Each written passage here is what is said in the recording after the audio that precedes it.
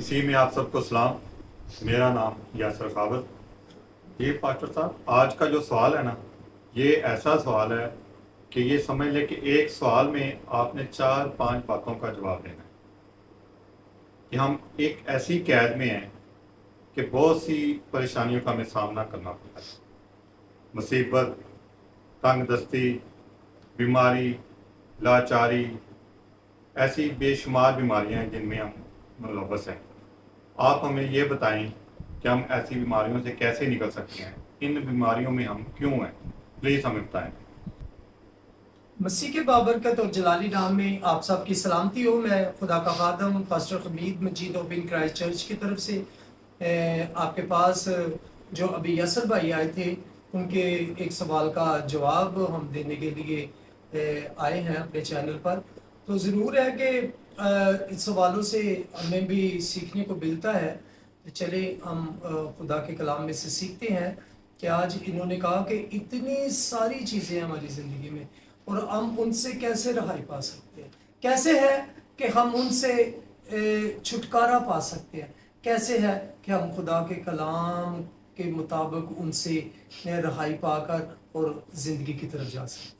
आए हम मेरे साथ आप ज़िक्रिया नबी की किताब निकालिएगा और उसका मेरे साथ आप 7 बाब और उसकी 8 आयत निकालिएगा। हम पढ़ेंगे और खुदा के कलाम में से सीखेंगे कि खुदा का कलाम इस बारे में क्या कहता है। कलाम मुक़द्दस में लिखा है, फिर खुदावंद का कलाम ज़िक्रिया पर नाज़िल हुआ कि रब्बुल अफ़ाज ने यूँ फरमाया था कि रास्ते से अदालत करो और हर एक शख्स अपने भाई पर करम और रहम किया करे और बेवाओं और यतीम और मुसाफर और मस्कीन पर जुल्म ना करो और तुम में से कोई अपने भाई के खिलाफ दिल में बुरा मंसूबा ना बांधे।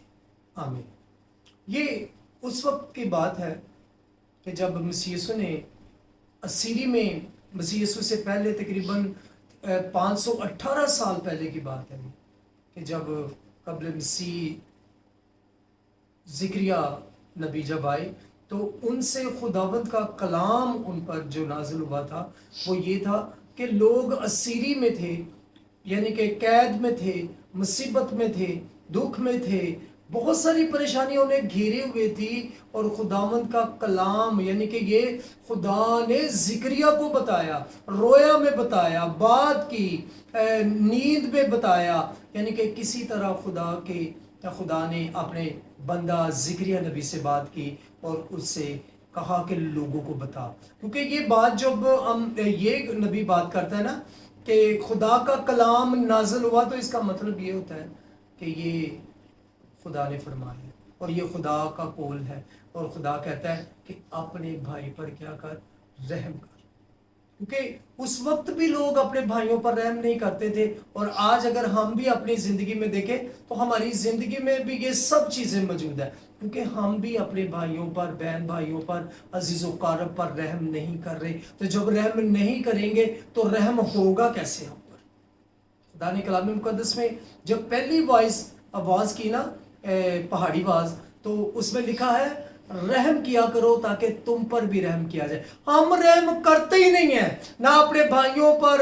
अब सबसे बड़ी बात तो हम कहते हैं कि जो माँ के पेट से पैदा हुए हैं बस वो हमारे बहन भाई हैं, नहीं, बल्कि जो मुसीबत में है वो सब हमारी बहन भाई हैं, जो दुख में है वो सब हमारी बहन भाई हैं। अगर भूख में उनके पास खुराक नहीं तो वो हमारे भाई हैं। मेरे अजीज़ों, जो दुख में, मुसीबत में है वो हमारा भाई है। तो मैं आपको बताना चाहता हूँ, मैं आज आपसे बात करना चाहता हूँ कि ये सारी चीज़ें हैं कि हम अपने भाई के बैग पे बात भी ना करें, बुरे मंसूबे भी ना बांधे, जैसे हम करते हैं, अक्सर करते हैं कि लो जी साड़ा भरा इस तरह है, हमारा भाई इस तरह, हमारा भाई इस तरह। हमें सोचना चाहिए कि ऐसी बातें करने से हमारा खुदा हमसे नाराज़ होता है। मेरे अजीज़ों, जब खुदा नाराज़ हो गया तो आप फिर बताएं मुझे कि आपकी ज़िंदगी में खुशहाली कैसे आएगी। आप असीरी में जाएंगे, आप कैद में जाएंगे, आप पर मुसीबत आएगी, आप पर दुख हावी होंगे, बीमारियां आप पर हावी होंगी और आप लाचारी की ज़िंदगी गुजारेंगे। क्योंकि हमने کسی پر رحم نہیں کیا. آپ جب دعا بھی کرتے ہیں دعا میں بھی ہمیں یسوع مسیح نے کیا سکھایا ہے. اسی کہنے ہیں کہ جس طرح اسی لوگوں دے قرض گناہ ساری چیزیں معاف کرنے تو بھی سانو معاف کر, اور ہم کسی کو معاف نہیں کرتے. اسی لیے تو آج تک ہمیں معافی نہیں مل رہی, آج تک ہم مصیبتوں سے باہر نہیں نکلے. اسی لیے تو آج تک ابھی تک ہم انہی دکھوں انہی مصیبتوں میں پھنسے ہوئے. مسیح یسوع کے آنے کے باوجود بھی ہم نے یہ باتیں نہیں چھوڑی, اس وجہ سے ہم دکھ اور مصیبت میں پھنسے ہوئے ہیں. میں آپ کو بتانا چاہتا ہوں, اگر آپ کی زندگی میں خوشحالی نہیں, اگر آپ مصیبت میں ہیں, اگر آپ بیماری میں ہیں, اگر آپ دکھ میں ہیں, تو آپ سب سے پہلے پتہ کیا کریں؟ دوسروں کو معاف کریں تاکہ خدا آپ کو معاف کرے. مجھے آج بھی یاد ہے کہ ہم ایک جگہ پر تھے, تو وہاں پر کچھ ایک بچہ, ایک بندہ تھا, تقریباً اس کی عمر ہوگی کوئی 65 سال. وہ نا فالج کا اٹیک اسے ریسنٹلی ہوا تھا. تو میں لاہور سے وہاں پر گیا ہوا تھا, مجھے بتایا انہوں نے, میں اس کے پاس گیا تو خدا نے مجھے رویا دی کہ ان کے بچوں نے اور انہیں بپتسمہ نہیں لیا ہوا. میں نے انہیں جب بتایا یہ ساری باتیں, ان کی آنکھوں میں آنسو آ گئے. تو کہتے ہیں کہ پاسٹر کل ہمیں بپتسمہ دے دے. میں نے کہا میں نے ایسے آپ کو بپتسمہ نہیں دے سکتا. بپتسمے کے کچھ اصول ہیں, پہلے آپ کلام مقدس کو سیکھیں کہ لینا کیوں ہے, اس کی وجہ کیا ہے, اس کا فائدہ کیا ہے, اور کن کن چیزوں کو چھوڑنا پڑتا ہے, تو پھر میں آپ کو بپتسمہ دوں گا. انہوں نے کہا جی چلیے ٹھیک ہے. تو میں پہلے دن ان پہ اس پہ دعا کی تو وہ شخص بیٹھ نہیں سکتا تھا. خدا نے اتنا فضل کیا کہ وہ بیٹھنا شروع ہو گیا. اور جب کل 2-3 دن کلام سنایا, وہ اپنے بیٹے کو نا بے دخل کرنے والا تھا. میرے عزیزو, اس نے جب میں تیسرے دن آیا تو اس نے رو پڑا وہ شخص میرے سامنے, اور اس نے وہ سارے کاغذات پھاڑ دیے اور کہتا ہے کہ میں نے اپنے بھائی کو, اپنے رشتہ داروں کو فون کیا اور میں نے ان سے معافی مانگی, میں نے اپنے بیٹے کو معاف کر دیا. تو جب ایسا کیا تو میں آپ کو بتانا چاہتا ہوں, آپ خوش ہو جائیں گے اس بات سے کہ جب آپ اپنے ان ساری چیزوں کو ترک کرتے ہیں, اپنے دوسروں کو معاف کرتے ہیں, گناہوں کو اپنے اندر سے نکال دیتے ہیں, تو کیا ہوتا ہے کہ اس شخص نے جب بپتسمہ لیا تو میں آپ کو بتانا چاہتا ہوں کہ وہ 2 گھنٹے تک کھڑا رہا. جو شخص بیٹھ نہیں سکتا تھا وہ 2 گھنٹے تک کھڑا رہا اور روتا رہا. میں آپ کو بتانا چاہتا ہوں کہ جب آپ ساری چیزوں کو ترک کر دیں گے, جب آپ چھوڑیں گے تو خدا آپ کو چھوڑ دے گا. ہاللیلویا, خدا آپ کو معاف کر دے گا. جب آپ معاف کریں گے تو آپ کو بھی معاف کیا جائے گا. تو میرے عزیزو, میں آج آپ کو بتانا چاہتا ہوں کہ ان چیزوں کو سے اگر آپ رہائی پانا چاہتے ہیں, ان چیزوں کو اگر آپ چاہتے ہیں کہ ہماری زندگی سے یہ ہماری زندگی میں نہ آئے, ہم کسی کے اسیری میں نہ جائیں, ہم قید میں نہ جائیں, ہم بیماری میں نہ جائیں, ہم دکھ میں نہ پھنسے, ہم لاچار نہ ہوں, تو اس کے لیے لازم ہے کہ معاف کیا کرو تاکہ تمہیں بھی معاف کیا جائے. میں آپ کو بتانا چاہتا ہوں, آپ مسکینوں پر رحم کریں. مسکین وہ ہوتے ہیں جن کا ماں باپ نہیں ہوتا, مسافر جو دور دراز سے آتے ہیں ان پر. آج ہم کیا کرتے ہیں, جو دور دراز سے مسافر آتے ہیں, یہاں پر اگر ہمیں پتہ چل جائے کہ کوئی امریکہ سے فارنر آیا ہوا ہے تو ہم اسے 50 روپے کی چیز اسے پتہ کتنے کی دیں گے, 1000 روپے کی. ہم تو لوٹتے ہیں, تو پھر ہمیں کیسے رہائی ملے گی.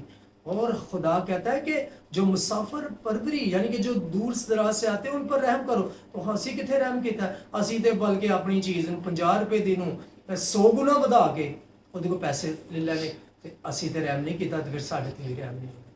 خدا کہتا ہے کہ یتیموں پر, یتیم کی دعا میں آپ کو بتانا چاہتا ہوں ڈائریکٹ آسمان پر جاتی ہے. اگر آپ ان کی مدد کریں گے تو خدا آپ کی مدد کرے گا. خدا آپ کو وہ تمام چیزیں دے گا جو آپ کو چاہیے, وہ تمام بیماریوں سے رہائی دے گا جس میں آپ پھنسے ہوئے. تو عزیزو, اس بات کو جانیں کہ ہم جو ہیں وہ ہم اپنے زندگیوں میں, اپنے دلوں میں رحم دلی کو پیدا کریں, کیونکہ اس طرح ہم رحم دلی دکھا کر خدا کی بادشاہی میں جا سکتے ہیں. تو میں آپ کو بتانا چاہتا ہوں, یاسر بھائی کا سوال بہت اچھا تھا, خدا انہیں برکت بخشے کہ یہ سارا دن تلاش کرتے ہیں اور اس کے بعد پھر یہ ہم سے سوال کرتے ہیں اور پھر ہم اس کا جواب دیتے ہیں. خدا انہیں اور ان کے خاندان کو برکت بخشے، آپ کے خاندانوں کو برکت بخشے، آپ کی اولادوں کو برکت بخشے، آپ کی زندگیوں سے بے روزگاریوں کو ختم کرے اور آپ کلام مقدس کے مطابق اپنی زندگیوں کو گزارے۔ خداوند آپ کے ساتھ ہو اور خداوند ہمیشہ اپنا دائنا ہاتھ آپ کی زندگیوں پر رکھے، مسیح کے نام سے آمین۔